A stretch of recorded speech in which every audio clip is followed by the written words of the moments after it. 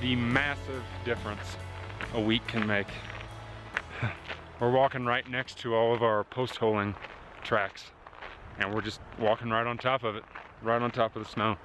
It has melted down so much and hardened up, so it's icy, which is awesome.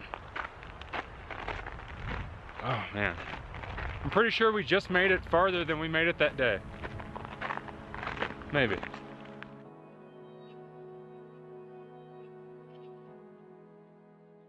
Almost to the top of Pinchot Pass that we, should have been up like a week ago.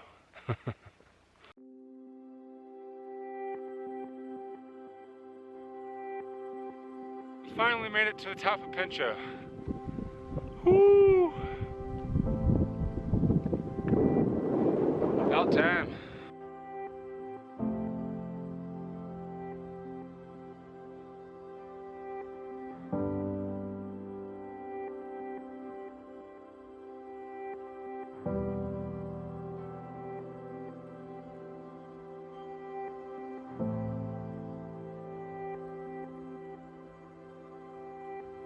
Finally on some trail that we can hike instead of post-holing. It's finally cleared up, and we're just about to the bottom of Pinchot, little valley, and then we'll have Mather Pass, which is supposed to be fear-inducing. Cruz is probably gonna shit his pants. I might have already done it.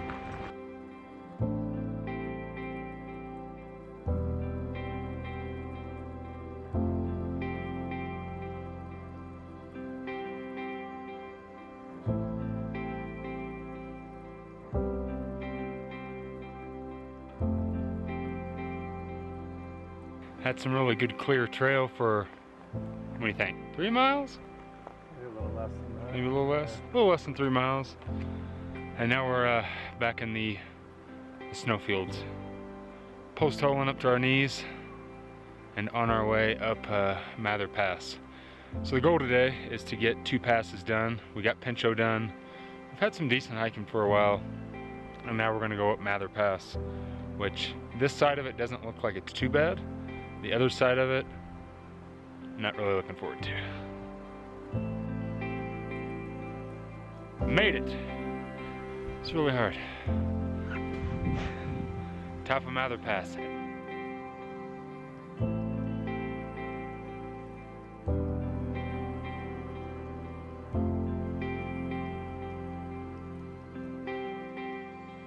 Just made camp after post-holing, well, pretty much all day, but we started coming down the pass, and it was super brutal. It's now 8 o'clock, 8 p.m. I think when we were at the top of the pass, it was 4, maybe 5, so took a lot out, harsh stuff, but we found a little camp spot down here right at the bottom of the pass, and we're gonna make a small fire and eat food and crash out, get up tomorrow and do it all over again, especially the post-holing.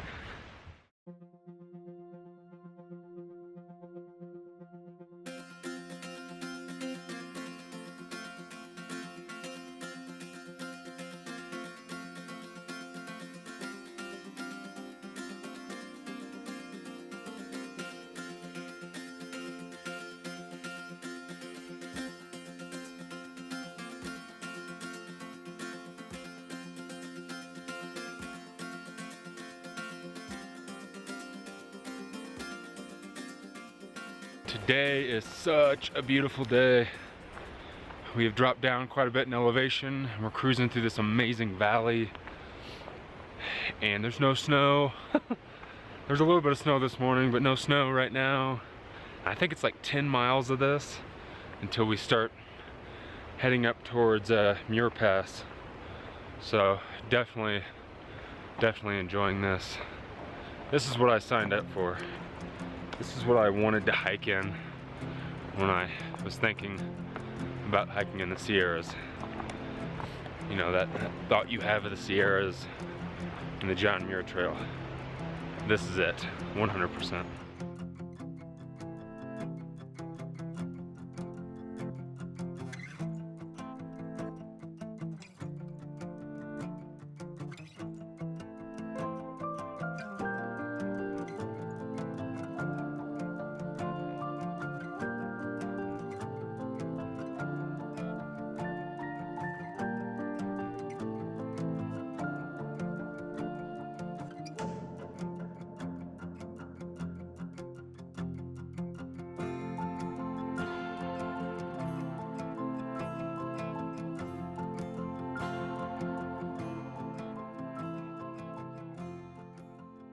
Good morning.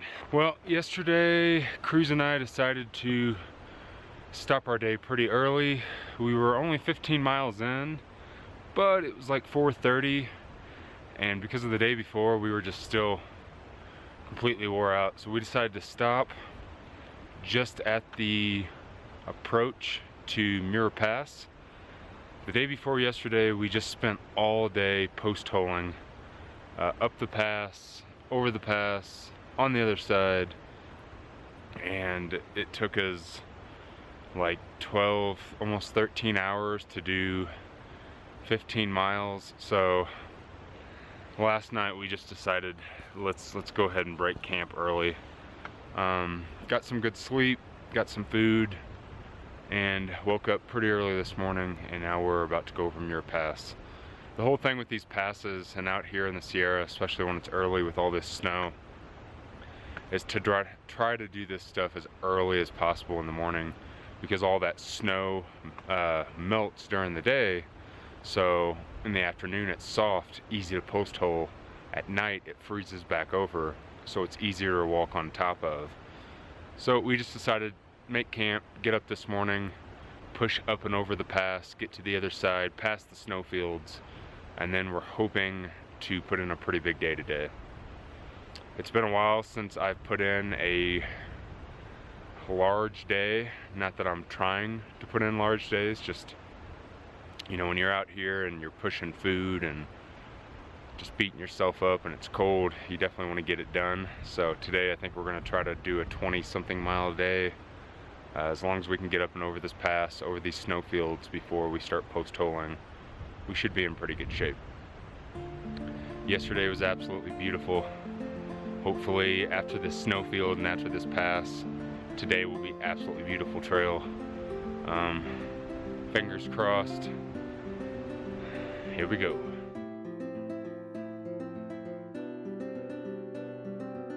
Muir Pass, number 5.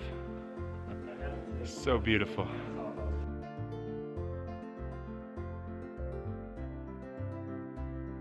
That was a long descent. Still not done. A little bit of a break. Snickers. Satisfies.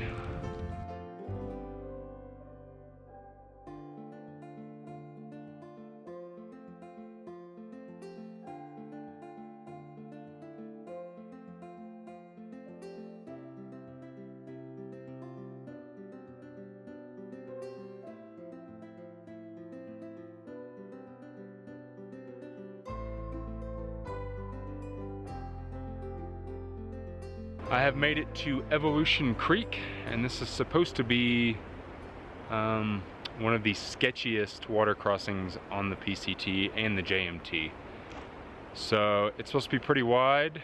I'm probably not going to film this one, so I'll have to give you a report on the other side. But it's very beautiful. It's very beautiful out here right now. So water crossing or not, it's just, God, it's good out here. That wasn't so bad. Current got a little strong there towards the end, and I'm 6'1", and the water came up to my waist. So I can definitely see how in about a week, maybe 2 weeks, this could be a lot worse. A whole lot worse. and it was very, very cold, but not too bad.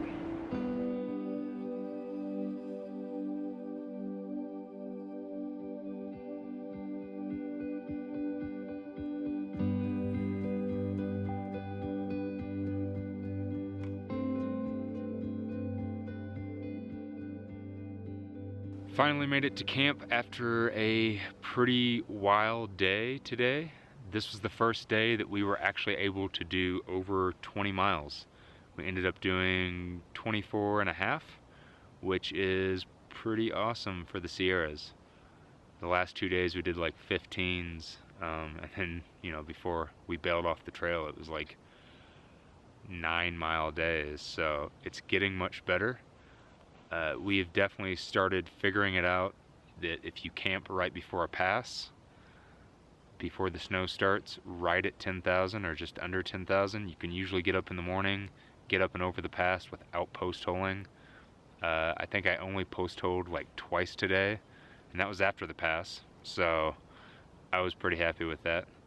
But overall, an amazing day. Got out of the snowfields pretty early, and the trail was just beautiful, absolutely beautiful. Cruising down through the valley. We did leave Kings Canyon National Park today, so we are now done with Sequoia, done with Kings Canyon, and we are currently in Sierra National Forest, or the John Muir Wilderness, and then next up will be Yosemite.